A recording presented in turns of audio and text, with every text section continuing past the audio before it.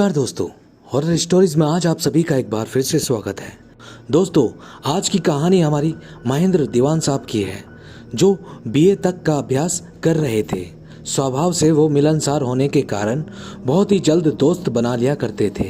उनकी मुलाकात फेसबुक पर एक दोस्त से हुई। उन्होंने मुझे मुंबई घूमने के लिए आमंत्रित किया।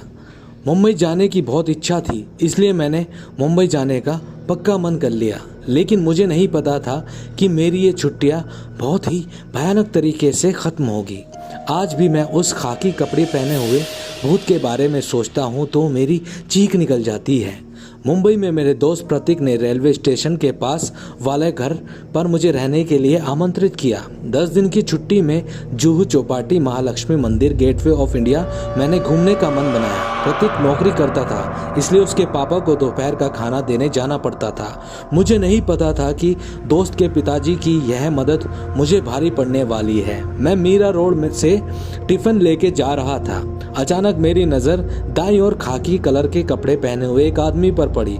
मुझे लगा वो एक रेलवे का कर्मचारी है। मैंने उसको देखकर अपना सिर थोड़ा हिलाया और उसने भी अपना सिर हिला दिया। लेकिन मैं जैसे ही आगे बढ़ने लगा, वो आदमी भी मेरे पीछे बढ़ने लगा। अब मुझे डर लग रहा था, मेरे पसीने छूट रहे थे, क्योंकि मुझे लग रहा था कि वो मानसिक रूप से अस्वस्थ है या फिर वो कोई पागल या लुटेरा है। मैंने अपने चलने की स्पीड थोड़ा बढ़ाई तो उस आदमी ने भी मेरे साथ दौड़ना चालू कर दिया। दौड़ते दौड़ते अचानक उसने एक पत्थर उठा लिया और दूसरे हाथ में पहले से एक लकड़ी ले रखी थी। जब वो पत्थर लेने के लिए नीचे झुका तब उसकी पीठ मेरी ओर थी। मैंने देखा कि उसकी पीठ पे मांस के टुकड़े लटक रहे थे और खून की धाराएं बह रही थी। तब मुझे पता चला कि मेरी उससे शायद पहले मुलाकात हो चुकी है। अचानक ट्रेन की सीटी बजी और सीटी बजने के साथ साथ उस आदमी ने चीख लगाई, मेरे पैर, मेरे पैर। मेरी तो रूह ही कांप उठी और मैं कुछ भी सोचे बिना टिफिन फेंक कर जोर से दौड़ने लगा। मेरी चप्पल भी रास्ते में छूट गई और कंकड़ और पत्थर वाले रास्ते पर 300 मीटर तक मैं दौड़ता रहा। सन्नाटा और सनसनी से दूर जाके मैंने लोगों की भीड़ देखी तो मेरी जान में जान आई, लेकिन डर के कारण मैं रोने लगा। मेरी सांसें इतनी तेज चल रही थी, थकान के कारण मैं उस हाईवे पर बैठ गया। मुझे रोता हुआ देख लोग इकट्ठा हो गए। किसी ने मेरी जेब से फ़ोन निकालकर मेरे दोस्त से बात की। मेरे दोस्त टैक्सी में बैठा और मुझे अपने घर ले आया। प्रतीक के पिताजी ने मुझे उस रेलवे ट्रैक के पास भटकते हरिया के भूत के बारे में बताया।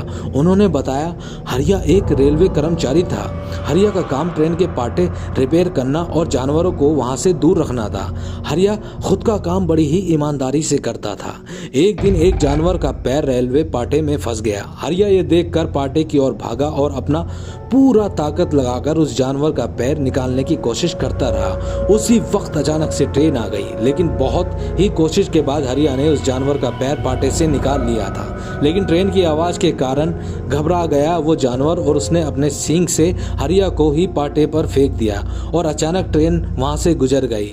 शायद यही कारण था कि हरिया ट्रेन के पाटे से गुजरने वाले हर व्यक्ति की मदद करता है और बहुत बाद में जानवर के चीखने की आवाज़ वहां से आती है। दोस्तों, आज की कहानी आपको कैसी लगी हमें कमेंट करके ज़रूर बताएं।